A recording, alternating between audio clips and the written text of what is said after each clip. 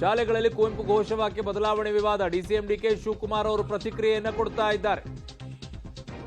ನನಗೆ ಈ ಬಗ್ಗೆ ಸರಿಯಾದ ಮಾಹಿತಿ ಇಲ್ಲ. ಕರೆಕ್ಟ್, ನಿಮಗೆ ಬೇಕಾದಾಗ ಮಾತ್ರ ಮಾಹಿತಿ ಇರುತ್ತೆ, ಇಲ್ಲದೆ ಇರೋ ಟೈಮಲ್ಲಿ ಮಾಹಿತಿ ಇರೋದಿಲ್ಲ. ಆದರೆ ಕುವೆಂಪು ಅವರ ಆಚಾರ ವಿಚಾರ ಪ್ರಚಾರ ಮಾಡ್ತಾ ಇದ್ದೀವಿ, ಪ್ರತಿದಿನ ಕುವೆಂಪು ಅವರನ್ನ ಬದುಕಿನಲ್ಲಿ ಅಳವಡಿಸಿಕೊಳ್ತಾ ಇದ್ದೀವಿ ಅಂತ ಹೇಳ್ತಾ ಇದ್ದಾರೆ. ಶಾಲೆಗಳಲ್ಲಿ ಕುವೆಂಪು ಅವರ ಘೋಷವಾಕ್ಯ ಬದಲಾವಣೆ ವಿವಾದ. ಹಾಗಿದ್ರೆ ನಿಮ್ಮ ರಿಯಾಕ್ಷನ್ ಹಾಗಿರಬಾರ್ದಾಗಿತ್ತು. ನನಗೆ ಮಾಹಿತಿ ಇಲ್ಲ ಅನ್ನೋದಲ್ಲ, ನೀವು ನಿಜವಾದ ಕುವೆಂಪು ಅವರನ್ನೇ ಫಾಲೋ ಮಾಡೋದಾಗಿದ್ದಿದ್ರೆ ಯಾವನ್ರಿ ಅವನು ಆ ಥರ ಬದಲಾವಣೆ ಮಾಡಿದವರು ಹೇಳಬೇಕಾಗಿತ್ತ ಮಾತನ್ನ.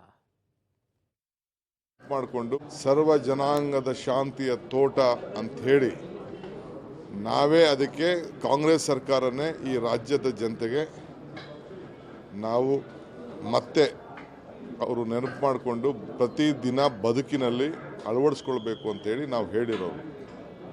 ಸೊ ಇವತ್ತು ಕೂಡ BJP ಯಾರು ನಿಮ್ಗೆ ಹೇಳ್ತಾ ಇದ್ದಾರೆ, ನಮ್ಮ ಕುವೆಂಪುರವ್ರಿಗೆ ನಾವು ಎಷ್ಟು ಶಕ್ತಿ ಕೊಟ್ಟಿದ್ದೀವಿ, ಅವರ ವಿಚಾರಗಳನ್ನು ಯಾವ ರೀತಿ ಪ್ರಚಾರ ಮಾಡ್ತಾ ಇದ್ದೀವಿ ಅಂತೇಳಿ ಅವ್ರು ಮಾಡ್ಕೊಳ್ಳಿ. ಅವ್ರಿಗೇನು ಬೇರೆ ಕೆಲಸ ಇಲ್ಲ, ಬರೀ ತಪ್ಪು ಕಂಡು ಹಿಡಿಯೋಕ್ಕೆ ಪ್ರಯತ್ನ ಮಾಡ್ತಾ ಇರೋದಷ್ಟೇ. ಬದುಕಿನ ಬಗ್ಗೆ ಅವ್ರೇನು ಯೋಚನೆ ಮಾಡೋದಿಲ್ಲ, ಬರೀ ಭಾವನೆ ಬಗ್ಗೆ ಯೋಚನೆ ಮಾಡ್ತಾ ಇದ್ದಾರೆ. ನಾವು ಬದುಕಿನ ಬಗ್ಗೆ ಯೋಚನೆ ಮಾಡ್ತೀವಿ, ಅವರು ಈ ರೀತಿ ಸಮಾಜವನ್ನು ಕೆಡಿಸುವಂಥ ಕೆಲಸ ಯಾವಾಗಲೂ ಮಾಡ್ತಾ ಇರ್ತಾರೆ. ನಾನು ಜಸ್ಟ್ ಚೆಕ್ ಇಟ್ ಅಪ್. ಕೈ ಮುಗಿಲೇಬೇಕಲ್ಲ, ಕೈ ಮುಗಿದು ತಪ್ಪೇನಿದೆ? ದೇಗುಲಕ್ಕೆ ಕೈ ಮುಗಿದು ಬರೋದೇನು ತಪ್ಪೇನಿದೆ? ಈಗ ಇವರು ಹನುಮಂತಯ್ಯನವ್ರು ಏನು ಹೇಳವ್ರೆ, ಸರ್ಕಾರಿ ಕೆಲಸ ದೇವ್ರ ಕೆಲಸ.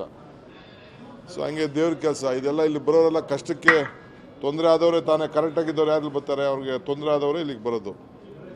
ಹಂಗೆ ಸುಮ್ಮನೆ ಏನೇನೋ ಪ್ರಚಾರ ಮಾಡ್ತಾ ಇರ್ತಾರೆ. ಸರ್, ಎಲ್ಲ ಹೇಳೋದು ಚೆನ್ನಾಗಿರುತ್ತೆ ಸರ್, ಅದನ್ನು ಏನಾಗಿದೆ ಅದನ್ನು ಫಸ್ಟು ಸಾರ್ಟ್ ಔಟ್ ಮಾಡಿ. ಬದುಕು ಭಾವನೆ ಎರಡೂ ಜೊತೆಯಲ್ಲೇ ಹೋಗಬೇಕು. ಎರಡೂ ಇಲ್ಲದೆ ಬದುಕೋಕ್ಕಾಗೋದಿಲ್ಲ. ಬದುಕಿನ ಜೊತೆಗೆ ಭಾವನೆನೂ ಬೇಕು, ಭಾವನೆ ಜೊತೆಗೆ ಬದುಕು ಬೇಕು. ಅದನ್ನು ಬಿಟ್ಟು ಇದು ನೋಡಿ ಸ್ಲೋಗನ್ ಬದಲಾವಣೆ ಮಾಡಿರೋದನ್ನಂತಂದರೆ ಉಳಿದಿದ್ದೆಲ್ಲವನ್ನ ಹೇಳುತ್ತಾರೆ.